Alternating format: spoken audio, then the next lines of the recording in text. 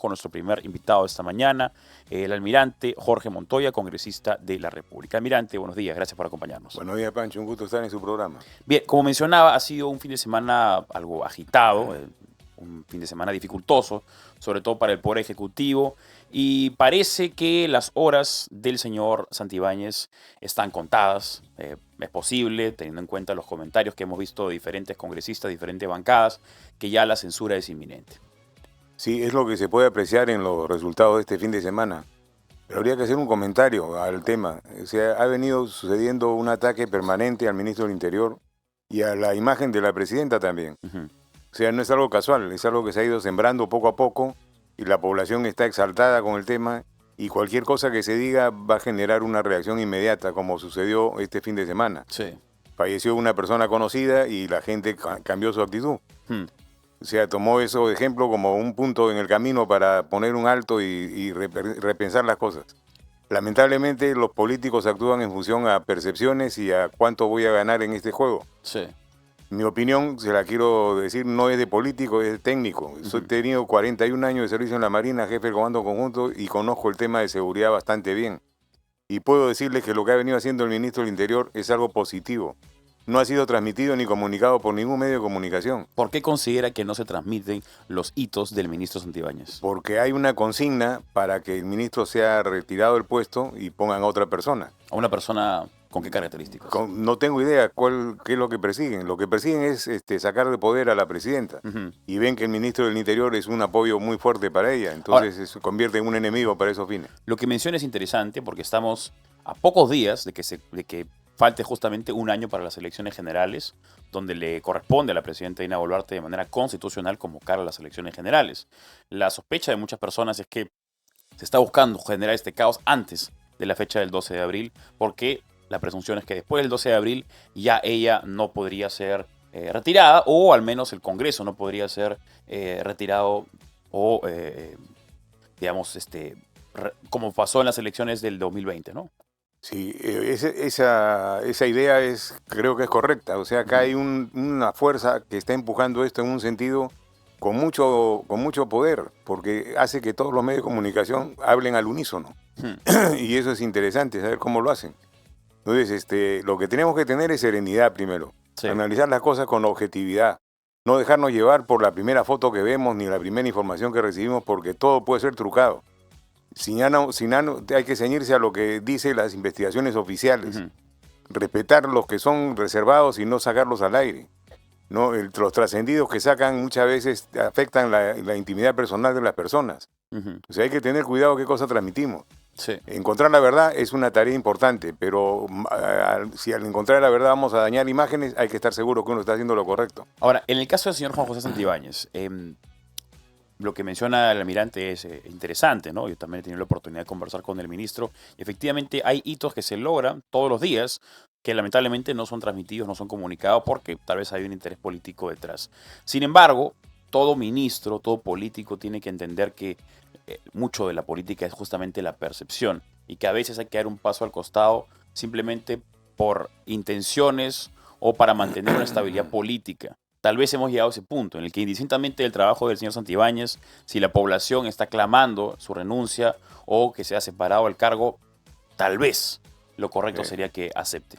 Sí, es cierto, es una apreciación lógica la que dice, pero hay que tener en consideración algo. O sea, yo lo critiqué al ministro que tenía una mala comunicación.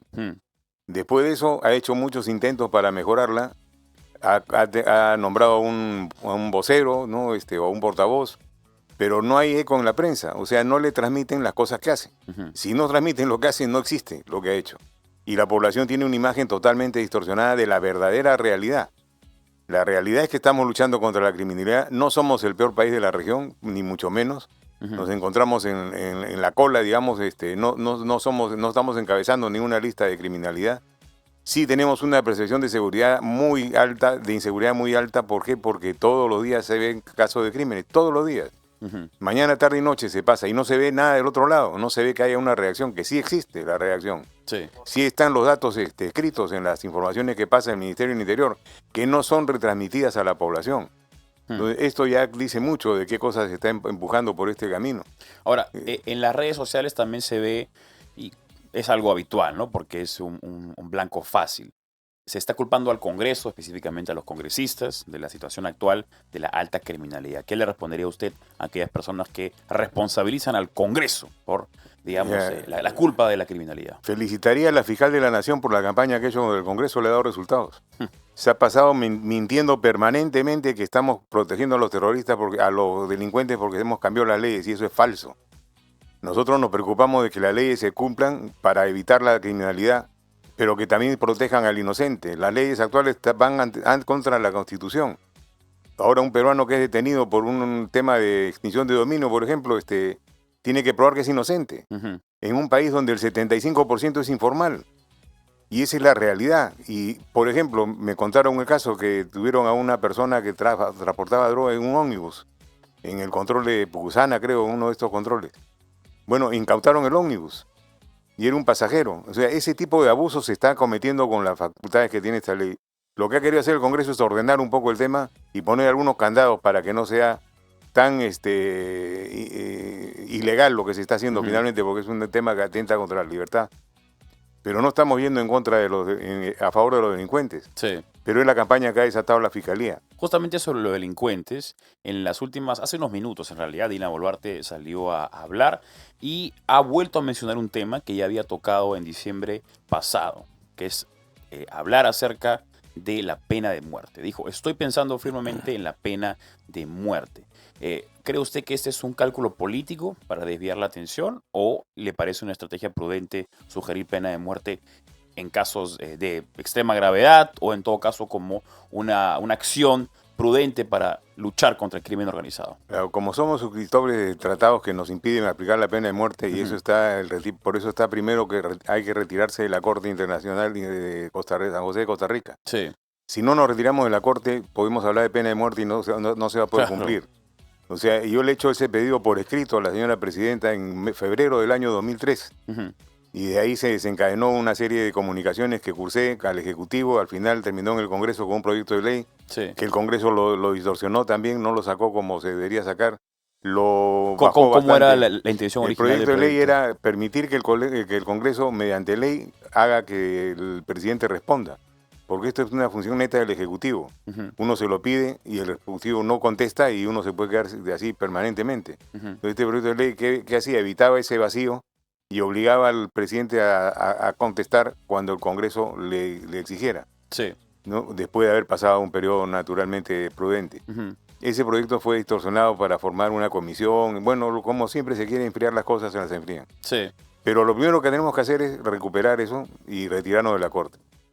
El tema de la pena de muerte se está haciendo una serie de foros de pena de muerte organizados por el ministro de Justicia en diferentes lugares del país, y los resultados son que la gran mayoría de las personas cree que eso es lo que se debe hacer. ¿Cuándo debería haber pena de muerte?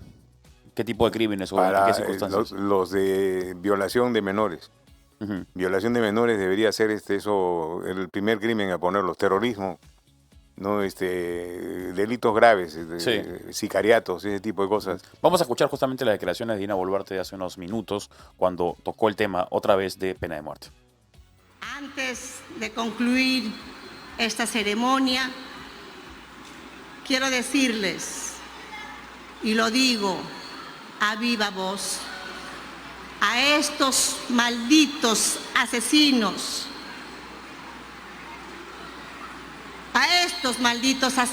les digo que estoy pensando seriamente en la pena de muerte, porque ningún sicario, ningún extorsionador podrá manchar de sangre a familias que quieren a sus hijos, a emprendedoras, a emprendedores que con justo esfuerzo se labran el futuro.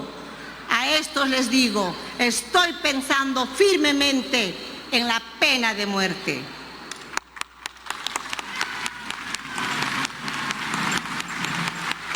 Muy bien, esto ocurrió hace unos minutos, hace media hora aproximadamente. Dina Boluarte en lo que parece ser una ceremonia escolar, porque recordemos que hoy día es el inicio de clases masivo. Hay otros colegios que comenzaron algunas semanas atrás, pero hoy día ya todos los colegios han comenzado clase. está acompañada de Morgan Quero, ministro de Educación, y anuncia que está pensando en la pena de muerte para esos asesinos, esos sicarios. Estamos conversando con el congresista de la República, almirante Jorge Montoya.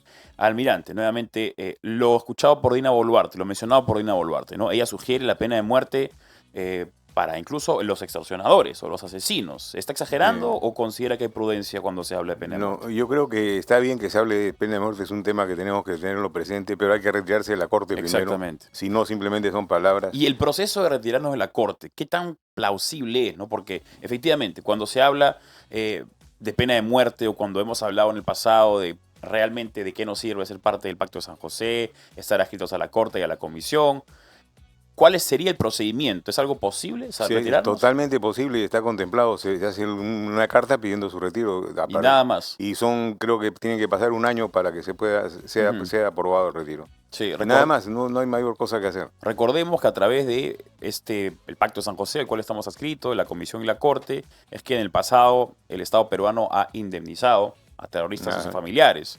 Entonces, verdaderamente queremos ser parte de una organización supranacional que viene a decirnos a nosotros qué cosa es democracia, qué cosa no, que quiere defender los derechos humanos, entre comillas, de los delincuentes o los criminales. Es una violación a la soberanía jurídica del país. Y el peruano mira hacia afuera como si fuera un minusválido. Sí. O sea, el peruano tiene que ser orgulloso de lo que es y tiene que saber cómo solucionar sus problemas internamente en el país con las herramientas que tiene a su alcance.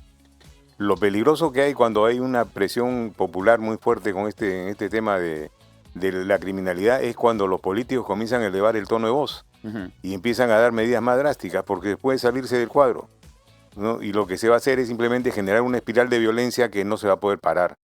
Acá lo que tenemos que llamar es a la serenidad de la población, que tengan confianza que sí se está trabajando y hay que transmitirlo. Sí. O sea, tiene que haber un compromiso de los medios de comunicación para transmitir lo que se hace, bueno o malo, pero transmitirlo. Y de esa manera bajar la tensión en la población para que se pueda vivir tranquilos y no con problemas.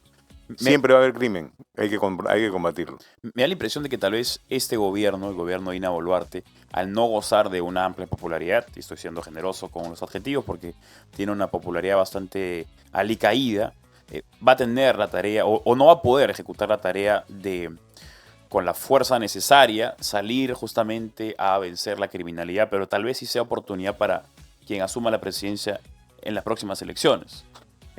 ¿Ve usted un escenario donde tendremos que, como se dice, romper algunos huevos para hacer una tortilla? ¿No? O sea, a veces se dice, ¿no? Para limpiar el cuarto hay que ensuciarse las manos. En este momento no tenemos que perder de vista la estabilidad económica que tiene el país. Cómo estamos creciendo poco a poco, porque hay una estabilidad política relativa.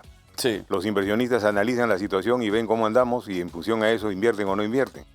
Hasta ahora se ha visto eso, pero si vamos a entrar otra vez en el tema de la vacancia, por más que corresponde, entre comillas, políticamente tener una respuesta de esa naturaleza, vamos a perder como país. Lo que tenemos que esperar es el cambio de gobierno en las elecciones que vengan y que sepamos elegir bien. Elijamos a un presidente que realmente nos represente y que haga lo que queremos que haga para el país. Definitivamente quien asuma las próximas elecciones, yo creo que una de las llaves al menos importantes, ya sea para la plancha presidencial, para diputados o senadores, va a ser la seguridad, la alta criminalidad, porque creo que el discurso buenista de los derechos humanos lamentablemente no va a calar en una población tan dolida por la alta criminalidad. Y queremos preguntar a los peruanos, ¿están ustedes de acuerdo con la censura o con la salida o con la renuncia del ministro Juan José Santibáñez de la cartera Interior o debería quedarse en el cargo? Pueden respondernos al 947-246-545. Ese es el WhatsApp para responder acerca de qué cosa debería hacer el ministro Juan José Santibáñez. ¿Debería irse a su casa? ¿Debería ir al Congreso a responder? ¿Debería ser censurado? ¿Debería renunciar? Dina Boluarte debería pedir su renuncia. Queremos escuchar la opinión de los peruanos. Estamos conversando con Jorge Montoya, congresista de la República y almirante. Bien, entonces creo que coincidimos ambos en que le quedan pocas horas al ministro Santibáñez. Sí, creo que le quedan pocas horas. Lamentablemente, porque estaba haciendo una buena tarea. ¿Y quién cree usted que podría asumir una cartera en este momento, ¿no? Porque como conversábamos un poco antes del programa, el pasivo que representa, que quien decide asumir esta responsabilidad es inmenso. Es una tarea muy difícil. Es una tarea muy difícil. Tendría que ser una persona muy ambiciosa de poder, que quiera destacar o que quiera hacerse conocida y quiera asumir esa responsabilidad. No veo otro tema en el escenario. Sí. Los técnicos, no creo que lo tomen. Sí. Acá hay un problema de correlación de fuerzas. Estamos hablando de que la responsabilidad de la policía, cuando no es cierto. Acá está el responsable del Ministerio Público, Poder Judicial, el INPE, la sociedad en general, la prensa. O sea, todo lo que se hace en un país para poder combatir una situación de esta naturaleza, Sí. que es a través de los medios de comunicación, para darle tranquilidad a la población y decir la verdad, que no se está haciendo. Y eso es una gran fuerza que se tendría para poder vencer la criminalidad en general. Sí. Siempre va a haber crimen en el país. El asunto es disminuirlo a la mínima expresión. Me comentaba usted también que usted había esbozado un proyecto de ley que era para que los policías pudieran disparar en flagrancia. Así es, está para salir, me imagino que se pueda sacar adelante. Porque actualmente hay una serie de dispositivos que les permiten actuar de esa forma, pero hasta ahora no es respetado por la Fiscalía. Lo detienen, los investigan, entonces le quitan el poder que tiene la gente para poder usar sus armas en un enfrentamiento. Acá en este tema tenían la autorización para disparar en flagrancia, al disparar al delincuente. Sí. ¿No? Y eso le iba a dar mayor seguridad jurídica para poder actuar. Sí. O sea, si no empoderamos a la policía y la dejamos trabajar, no vamos a poder controlar la criminalidad. A un extorsionador que mata en sangre fría a un joven, ¿cómo lo va a agarrar en las manos para llevárselo a la cárcel? Le mete un tiro. Claro. ¿No? Y ahí termina el extorsionador. Ese es el tema justamente, ¿no? Que lamentablemente hay discursos de estas alas un poco más caviares, el buenismo progresista, que trata de equiparar al policía con el delincuente. Recordemos, el exministro del Interior, Gino Costa, dijo, y estas son sus palabras literales, ¿no? Dijo que en las protestas morían muchos delincuentes, pero no morían muchos policías, relativizando como si fuera justificable el hecho de que un peruano quisiera enfrentarse con las fuerzas del orden. Ese es el problema cuando se relativiza los derechos con las obligaciones, los derechos con, en nombre de la justicia social, poder delinquir o poder salir a hacer vandalismo. Eso no es así. La policía tiene que tener una superioridad por encima del delincuente para poder ejecutar su trabajo. El problema está en que se relativiza este tipo de situaciones. ¿Ve usted con preocupación que se pueda elegir a un ministro del Interior de estas características más afines al ala progresista del país? Podría ser porque ellos quieren retomar el poder. Una de las causas por la cual el ministro del Interior ha tenido tantos ataques es por ellos. Como ha estado limpiando un poco la policía de ese tipo de personas, el Ministerio del Interior en general, sí, se han visto reducidos y están haciendo el contraataque. Tienen acceso a todos los medios de comunicación. A ellos sí no se les pone cortapisas. No se les pone nada. Nada, sí, de las puertas abiertas. Entonces estamos equivocando qué es lo que debemos hacer. El premier Adriancén anunció el día de ayer que se iba a ejecutar un estado de emergencia en Lima y Callao. ¿Ve esto como una medida a corto plazo que tenga alguna solución o es simplemente una medida paulatina para poder dar la impresión de que se hace algo? En este caso están contra la pared y están dando una medida que sea efectista para la población. Lo veo así. Con eso no vamos a mejorar mucho el tema. Sí.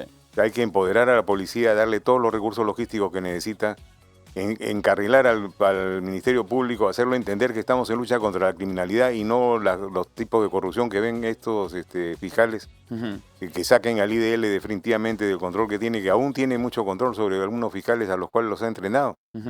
¿No? Ese tipo de cosas tienen que arreglarse para poder ser el complemento, que la Fiscalía deje de boicotear el trabajo de investigación de la policía hasta que el Tribunal Constitucional decida qué es lo que corresponde finalmente. Tiene que respetarse la ley y no lo está haciendo. Entonces hay una serie de frenos y obstáculos a la ejecución de los planes que se están desarrollando para controlar la criminalidad.